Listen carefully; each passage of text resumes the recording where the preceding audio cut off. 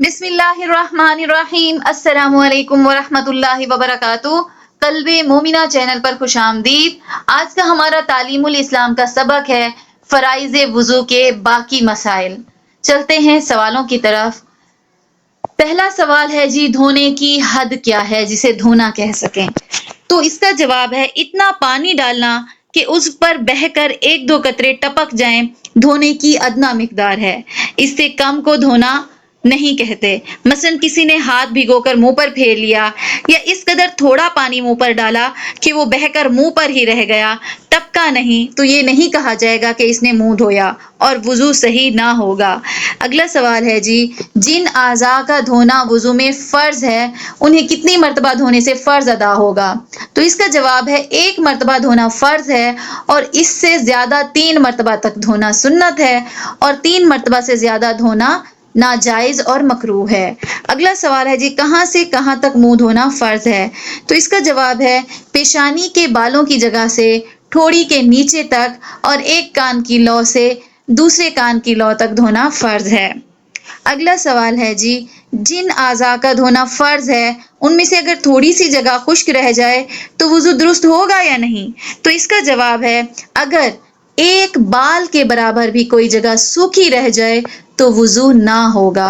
अगला सवाल है जी, अगर किसी शख्स की 6 उंगलियां हों तो छठी उंगली का धोना फ़र्ज है या नहीं? तो इसका जवाब है हाँ, फ़र्ज है। और इसी तरह जो चीज़ कि ज़्यादा पैदा हो जाए और उस मकाम के अंदर हो जिसका धोना फ़र्ज है तो इस ज़ायद का धोना भी फ़र्ज हो जाता है। अगला सवाल है जी, मसा करने के क्या मायने हैं? तो इसका जवाब है हाथ को पानी से तर करके भिगो कर किसी उज़्व पर फेरने को मसा कहते हैं। अगला सवाल है जी, सर पर मसा करने के लिए नया पानी लेना ज़रूरी है या हाथों पर बाकी रही हुई तरी काफ़ी है?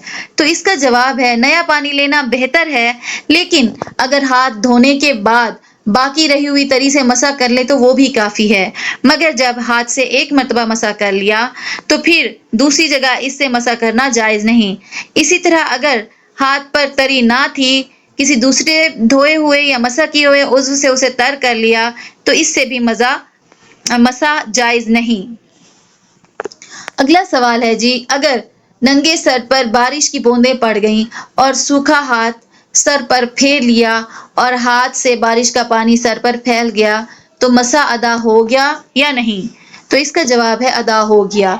अगला सवाल है, वुज़ू में आंखों के अंदर का हिस्सा धोना फ़र्ज है या नहीं? तो इसका जवाब है आंखों के अंदर का हिस्सा, नाक के अंदर का हिस्सा, मुंह के अंदर का हिस्सा धोना फ़र्ज नहीं है। अगला सवाल है जी, वुज़ू करने के बाद सर मुंडाया या नाखून कटवाए तो सर पर दोबारा मसा करना और या नाखूनों को धोना ज़रूरी है या नहीं? तो इसका जवाब है नहीं।